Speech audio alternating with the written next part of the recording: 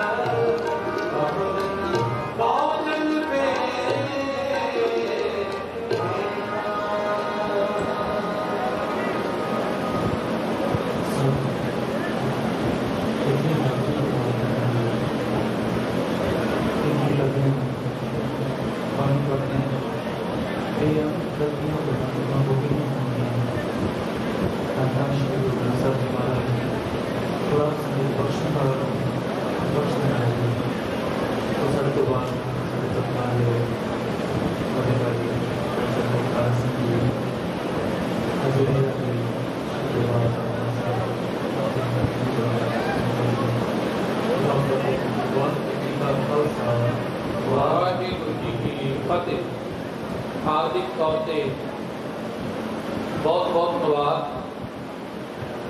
भाई साहब भाई जसप्रीत सिंह जी, हजूरी रागी जत्था गुरुद्वारा श्री फतेहगढ़ साहब, जिन्होंने आप संगतां ढोलकी बाणी के इलाही कीर्तन के नाल निहाल किया। बहुत वड्डी गिनती में संगतां साडे नौजवान वीर शुभदीप सिंह सिद्धू मूसेवाले वीर को शरधा के फुल भेंट करने वास्ते पहुंच रही ने, क्योंकि सियाणियां का कहना है कि किसी के दुख में जाइए तो दुख घटता है, कि खुशी जाइए खुशी बढ़ती है। मैं बैठा सोच रहा सी साध संगत कि रब ने अकाल पुरख वाहिगुरू ने बहुत थोड़ी उम्र बख्शी, पर इस थोड़ी उम्र में वो पंजाब की धरती के नाल, पंजाब दीयां हवावां दे नाल, पंजाब के जाया के नाल इन्ना को मोह मुहब्बत ते प्यार पा के गया है कि इस प्यार को रहिंदी दुनिया तक ये जिहड़ा संसार है कदे भुल नहीं सकता। साध संगत जी, सब तो वड्डी गल कि पंजाब का यूथ वड्डी गिनती में अज पहुंच रहा है। तो मैं एक इंटरव्यू दे विच अपने वीर को सुन रहा सी, क्योंकि शुभदीप सिंह वो कला गायक ही नहीं सी, वो साडी दस्तार का जिहड़ी कलगियां वाले पातशाह गुरु गोबिंद सिंह महाराज ने सानू बख्शी, इस दस्तार का ब्रांड अंबैसडर भी सी पूरी दुनिया के अंदर। जिथे जिथे भी कोई बाकी कौमां रहिंदियां ने, कोई गोरे कोई काले, वख-वख जातां ते नस्लां के लोग रहिंदे, हो सकता है कि उतों तक कोई साडे वर्गा स्टेज पे बोलण वाला प्रचारक भी उस दस्तार की गल ना कर सकता, जिथे जाके साडे इस भाई ने सिद्धू मूसेवाले ने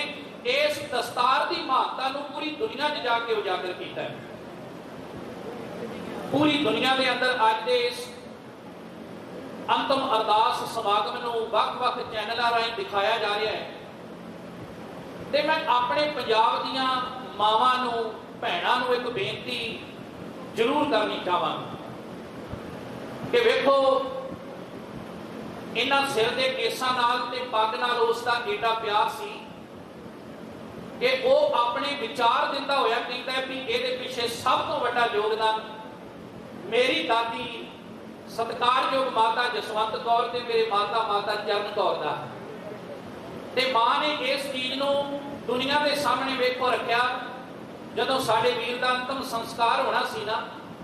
ते साडी मां दे मूंहों ये शब्द निकल रहे सन, मेरा पुत गुरु गोबिंद सिंह दा खालसा है। ते आखिरी दम तक मरण तो बाद भी उन्होंने अपने हत्थां दे नाल इन्हां केसां दा जूड़ा सवारिया। ते मैं अपनियां पंजाब दीयां मावां भैणां नूं बेनती करनी चाहांगा, नौजवानों नूं बेनती करनी चाहांगा कि असीं भी गुरु गोबिंद सिंह महाराज की बख्शी इस दस्तार ते इन्हां केसां दे नाल इदां दा जे किते प्यार पा लईए ना, ते साडी वाकई ही सच्ची ते सुच्ची श्रद्धांजलि साडे इस वीर शुभदीप सिंह नूं सिद्धू मूसेवाले नूं होएगी। ये मेरी बेनती है। बड़ियां गल्लां ने करन वालियां, मैं समय समय ते जदों जथा बदलांगा उस वीर की बाबत कुछ ना कुछ कहने का यत्न करांगा, क्योंकि बहुत वड्डी गिनती में संगतां पंजाब के कोने कोने तो अज सरदार शुभदीप सिंह नूं सिद्धू मूसेवाले वीर नूं साध संगत शरधा के फुल भेंट करने वास्ते पहुंच रही ने। बहुत जिस दिन तो ही यह घटना वापरी है, इन्नी हमदर्दी परिवार के नाल